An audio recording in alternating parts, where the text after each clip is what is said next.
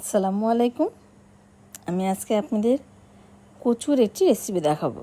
এটা অনেকেই খান, কিন্তু আমি এটা ইলিশ মাছ কিংবা চিংড়ি মাছ দিয়ে করি, তাই আমি মনে করলাম আপনাদের মধ্যে এটা শেয়ার করি। আমি এটা আজকে দেখাচ্ছি আপনাদের ইলিশ মাছের মাথা দিয়ে করা, কিন্তু এই কচুটা ইলিশ মাছের মাথা দিয়ে ঘন্টা করলে অনেক টেস্ট লাগে, সেটাই দেখাবো সেই রেসিপি।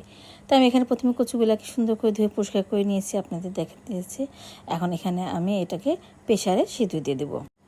প্রেসারে আমি সব দিয়ে দিচ্ছি, এবং পানির পরিমাণ কিন্তু প্রেসারে দিলে খুব বেশি লাগে না, সমান সমান দিলেই হয়ে যায়। আর আমি এখন সিটিটা আটকাই দিচ্ছি, দিয়ে এখন এটাকে আমি সিটি তুলে নিচ্ছি। জাস্ট একটা সিটি কোনো রকম উঠলে আপনার কচু করে দেওয়া হয়ে যাবে।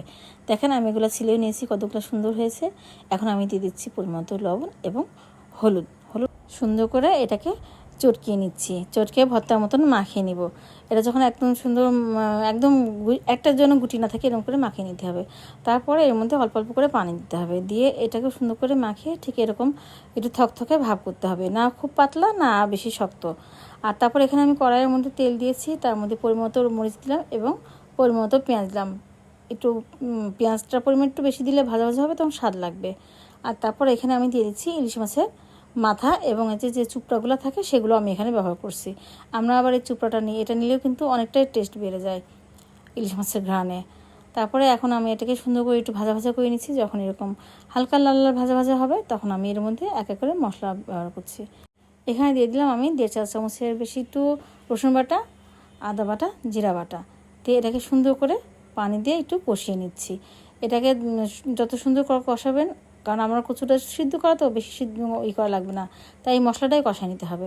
তারপর এর মধ্যে দিলাম আমি 1 চা চামচের মতো হলুদ এবং মরিচের গুঁড়া 1 চা চামচের বেশি, প্রায় 2 চা চামচের মতোই, কারণ কচুর পরিমাণ ঝাল হিসেবে আপনারা দিবেন। এটা ঝালটা এবং লবণটা এটা সমস্তটাই আপনাদের প্রয়োজন মতো আপনারা দিবেন, এটা পরিমাণ মতো।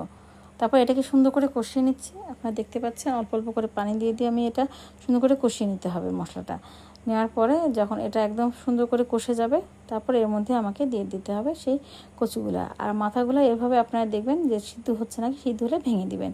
তা আমি এখন এর মধ্যে দিয়ে দিচ্ছি সেই কচু মেখে রাখা কচুটা, দিয়ে এটা এভাবে সুন্দর করে নেড়ে এর মধ্যে মিলাই দিচ্ছি। এটাকে অনবরত নাড়তে হবে, না নাড়লে কিন্তু কচু তো নিচে আটকে যাবে। আর একটু গাঢ় হওয়া পর্যন্ত নাড়তে হবে, তাই আমি আপনাদের দেখাই দিচ্ছি। আর অল্প পানি দিলে এই ছিটে আপনার হাতে লাগবে না, কিন্তু বেশি পানি দিলে তখন ওই তাল ফুটের মতন ফুটে আপনাদের হাত পুড়ে যাবে। তো এই জন্য আমি অল্প পানি দিয়ে দেখাইছি। আর তারপরে এভাবে যখন গাঢ় হয়ে গেল, তখন এটা রান্না হয়ে গেল। তো দেখেন এতটা সহজ এবং এতটা টেস্টি। অনেকে হয়তো বা খান, কিন্তু আমার দেখানোর পদ্ধতিতে আপনারা একবার হলেও খেয়ে দেখবেন, দেখবেন আপনাদের এটা অনেক টেস্ট লাগবে। অনেকে এত মশলা দেন নাকি আমি জানি না, কিন্তু আমি এই মশলাগুলো বেশি দেওয়ার কারণে, মানে সব রকম মশলা দেওয়ার কারণে এটার টেস্ট অনেক গুণ বেড়ে যায়। তো সবাই একবার হলেও রান্না করবেন। তো ভালো থাকবেন। আসসালাম।